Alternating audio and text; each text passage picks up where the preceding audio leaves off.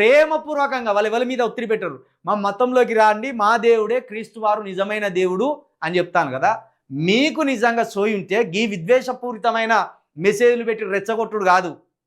మీరు కూడా ఒక వెంకటేశ్వర స్వామి పటాన్ని పట్టుకొని ప్రతి దళితుడి ఇంటికి పోయి వాళ్ళ కాళ్ళ మీద పడి, అయ్యా మతం మారకండ్రా, మన మతం హిందూ మతం రా, మేమేమనంరా, మీరు అవసరమైతే పూజారులు మీరే కాండి, అర్చనలు మీరే చేయండి, హుండీ మీద అధిపతిగా మీరే ఉండుర్రు అని బుజ్జగించుర్రి. వాళ్ళను ప్రేమతోటి మార్చండి.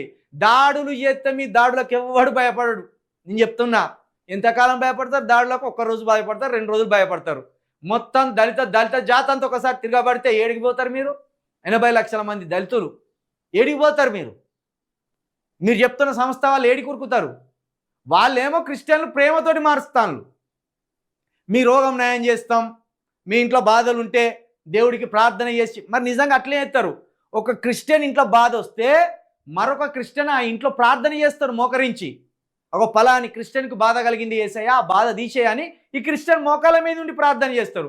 మీరేం చేస్తారు? కొట్టి చంపుతారు. గుళ్ళో కొత్తే తేడా లేదు, కనబడతలేదు తేడా. ఎవడు ప్రేమిస్తాడు, ఎవడు ద్వేషిస్తాడు. అసమానత ఇక్కడనే అద్భుతంగా తెలిసిపోతాండి.